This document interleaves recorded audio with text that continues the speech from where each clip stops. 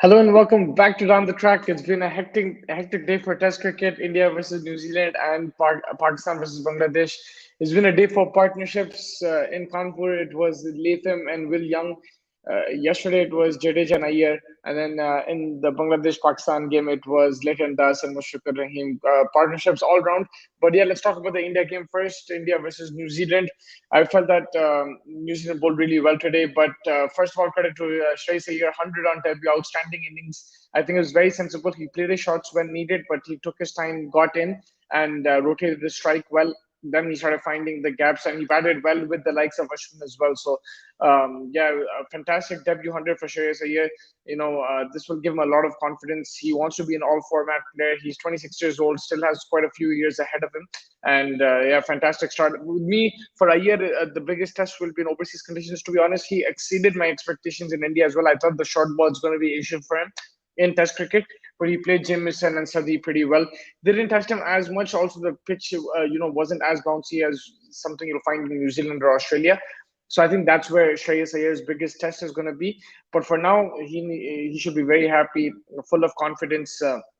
On debut to get 100 is no mean feat. Doesn't matter where in the world. And he showed today that yes, he's had weaknesses in the past, but he plays spin really well. So in these conditions, Shreyas Iyer can be very very beneficial, and a fantastic 100 for him. Jadeja couldn't build on his overnight score of 50. Unfortunately, otherwise I think they would have gone close to 400, even past 400 India. But Ashwin came up with a good steady 8 of 56, good innings there. Of course, he probably wanted to get past 50 and build his innings. But yeah, unfortunately, he couldn't do that. And nobody else really chipping in. Umesh Yadav, 10 runs. Ishant, Saha very disappointing. Akshar Patel also not chipping in. I think if these guys chipped in, especially Akshar and Saha, then India would have got close to or crossed 400.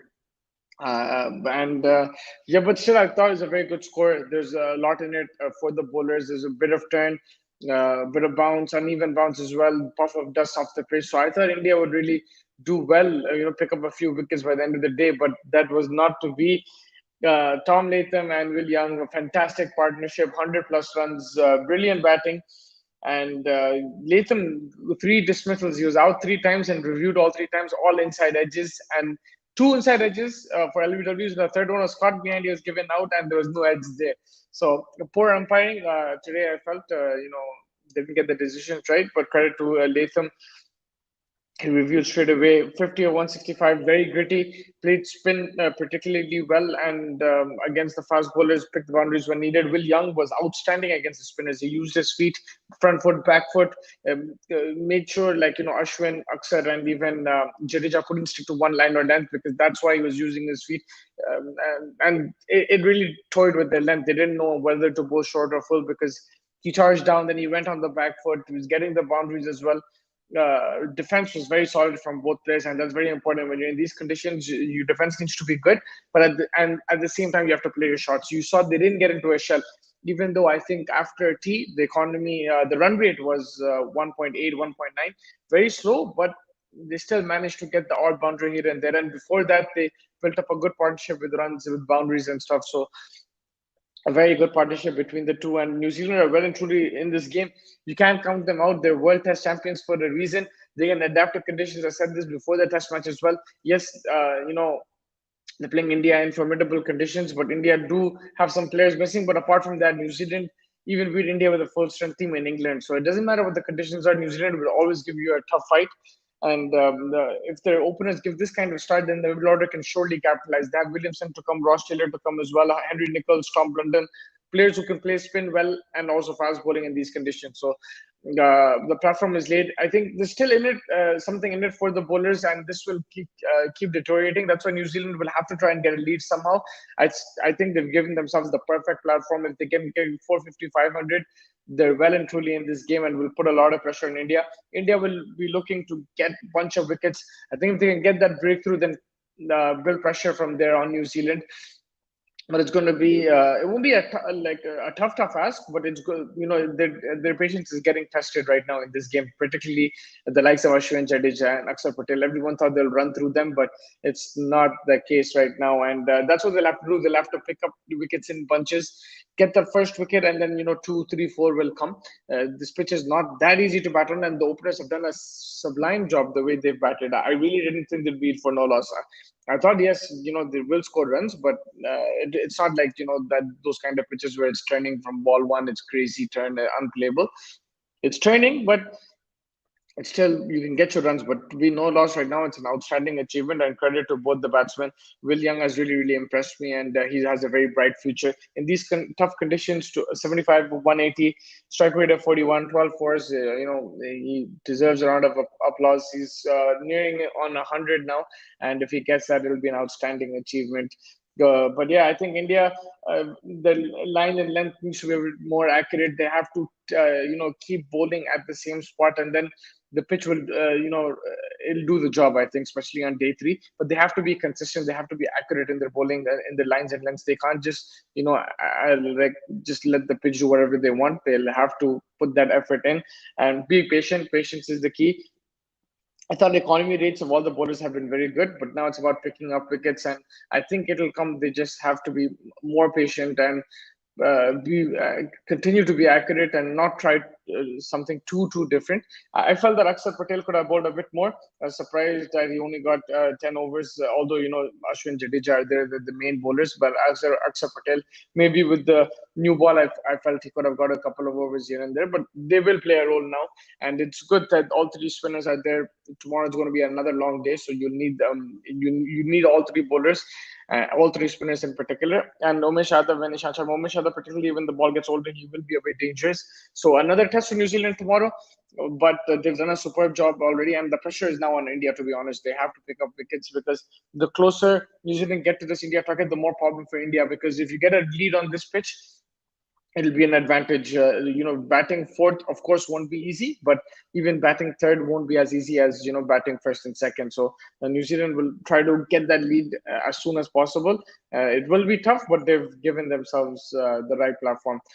For me, the player of the day is Will Young. I know Shreyas Iyer got his 100, but he got a bulk of his runs yesterday. He was the player of the day yesterday for me. Today it's Will Young. Like I said, he played the spinners beautifully well with the fast bowlers as well, very comfortable.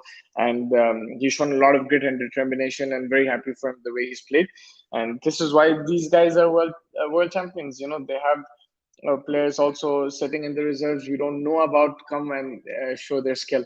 And yeah, an outstanding innings from him, and outstanding partnership they look to build. Now it's about converting the 17 to 100 and further, and keep putting pressure on India, because I think the new batsmen will be tested as the game progresses. And although Williamson, Cross-Tiller, they're outstanding batsmen as well, it might be difficult initially. So they need the set batsmen to bat as long as possible, and and score as many runs as they can. And yeah, I think it's going to be an interesting day three. It could swing either way, the momentum. If New Zealand bat out another session, pressure will definitely be on India, and they will be in a tough spot, to be honest. But if they do pick up 2, 3 wickets in the first session, and they'll slowly claw themselves back in the game. It's very even Stevens right now, and let's see what tomorrow is in store for us. Looking at the other game, Pakistan versus Bangladesh, I felt Pakistan got off to a great start. They bowled really well initially. Quite a few, 4 of their bowlers picking a wicket each. Shaheen Afridi, Hassan Ali, Fahim Ashraf, and Sajid Khan, the off spinner, bowled really well. Noman Ali couldn't pick up a wicket. His economy was decent, but yeah, the left arm spinner couldn't get a wicket. Clearly, they're missing Yasir Shah in these kind of conditions, but also these are not the same conditions like in Kanpur. It's better for batting, and I think the initial moisture and everything, Pakistan made the use of that. They extracted that, but then the Bangladeshi pair, Mushfiqur Rahim and Liton Das, a wonderful partnership. Liton Das getting to his 113 of 225 balls, strike rate of 50. Mushfiqur Rahim, 82 of 190. Outstanding innings, showing his experience. He was dropped from the T20s, but he's shown that in this format, he's still there. He still can get that form, and experience always helps. Liton Das has also, played so many games now, so both these batsmen showing that experience does help, and in these conditions against a very strong Pakistan team, they can really help their team. And they're in a very good position, 253 for four. It's a very good batting pitch, so they'll need to continue to bat on, get to that 400 mark. I think anything below 400, Pakistan will still feel that they can win this game. But if you cross 400, you put pressure on the Pakistani batsmen. Even if they do score runs, it might end up in a draw. Win becomes a bit difficult. So Bangladesh will need to keep piling the runs. I think they're going at a good rate, the 3 runs and over. And these two are set now. So the more they bat, I think the quicker they'll score as well. And now it's about Mushfiqur getting to his 100, and then batting on Liton as well needs to go, because they're already 4 wickets down. Yes, they have runs now, 253 on the board. When they both came, they were struggling, Bangladesh, but when they both came to the crease, but now they're set. But also, if they do get out, then there might be a collapse, because already 4 down, you do 1 wicket now, then half the side is gone. So you don't want to be bundled out for 300 or less. I think they'll have to target close to 400. It's a very good pitch to bat on. Not much in it for the spinners, not much in it for the fast bowlers right now, but it will deteriorate. Probably, I'm guessing it will deteriorate. Subcontinent conditions, it does. For now, it's a very good batting wicket, and unless something happens, poor shots and stuff, I think the first 2 3 days it's going to be a good batting wicket. Then they'll slowly deteriorate. For Pakistan, of course they're missing Yasir Shah, but the available bowlers that they have, Hassan Ali can reverse the ball, so they'll look for him early on tomorrow. Shaheen Afridi as well. Both of them, I think, will start fresh tomorrow with that new ball, try to get the ball to swing, and then the spinners will come and they'll have to just be accurate, be patient, and continue to bowl, because Pakistan do have the batting as well. So, nothing to worry right now. But of course, it's about picking up wickets. They can take a lesson from what New Zealand have done in Kanpur. India was also in a similar position like this on day one, but New Zealand came out the next day, continued to pick up wickets, were accurate, set the plans, field placement was very good, and put pressure on India. They made them score less than 100 runs. So I think Pakistan, same thing, will have to keep putting pressure on Bangladesh. These two batsmen are set, so it's about getting that breakthrough. Once they get this breakthrough, then I think they can definitely put the pressure on the Bangladeshi batsmen and restrict them to a a low score as possible from this position. Player of the game, player of the day so far, Liton is batting wonderfully well, and is looking like he can go for 200 as well. Outstanding batting. Of course, the pitch is good, but you still have to come and perform, especially when under pressure, losing 4 wickets, to come out like that and give support to your senior player, but also take the initiative and make sure you're scoring most of the runs. And I think that's credit to him. He's scoring at a quicker pace and he's batting very well. And good support from Mushfiqur. So a very good partnership. Both of them will look to continue to score and see what happens tomorrow. It'll be an interesting game this as well. Both games are poised nicely. Of course, this is still day one for the Bangladesh-Pakistan game, so a lot of cricket to go. India, New Zealand, there's 3 days to go, and let's see how it goes. Until then, I think we've covered most of it. Another thing that I want to talk about is Pat Cummins is the new captain for Australia and the Ashes. I don't know if it's the correct decision, just because it's 5 games. Cummins bats, bowls, fields, and now he's going to captain as well. 5 test series, it's a big pressure on the workload. On top of that, you'll have to captain, you have to use your brain, you have to be fresh. I would have gone with the batsman. Yes, they're saying that, Steve Smith didn't want to do the job, he wanted to be vice captain, but then they could have given another batsman. I just feel that it's going to add more pressure to Cummins, but he's an outstanding cricketer, so he'll probably surprise us. Just with the intensity, I don't know if he'll break down or not, but it's still going to be tough. It's going to be a tough ask, and he'll need all the support possible. And I think the vice captain's role, Steve Smith's role, will be more important than ever now. And it's going to be a fun test series. Let's see how that goes. Tim Payne has opted out due to mental health reasons. He's going to stay out now. Of course, he was in that controversy, and they're wishing him and his family the best. But it is what it is. You do something wrong, you will have to face the consequences, and that's what's happening right now. But credit to Pat Cummins. I mean, all the luck to Pat Cummins. It's a very difficult ask for him suddenly to come in like this and lead this Australian side in an intense series, and it's against their rival. So the way he manages both his workload and the captaincy will be very interesting. We'll talk more about that as we get closer to the Ashes. It's still a 12, 13 days to go, so there's still time. But the way they prepare for this, and then how Pat Cummins leads this side, how he manages his own workload, how many overs he gives himself, plus how he rotates his bowlers will be very key. I think in this series They have to learn from the last India tour that they'll have to rotate their bowlers in between matches as well, give players the rest. They can't have the same bowling lineup the whole time, and they'll have to keep the players fresh. But yeah, I think that wraps it up. Stay tuned for the latest content from down the track from the cricketing world. We have day 3 tomorrow, India versus New Zealand, day 2, Pakistan versus Bangladesh, and plenty of other cricket talk. So thank you so much for joining me. Make sure you like and subscribe, and I'll catch you soon. Take care.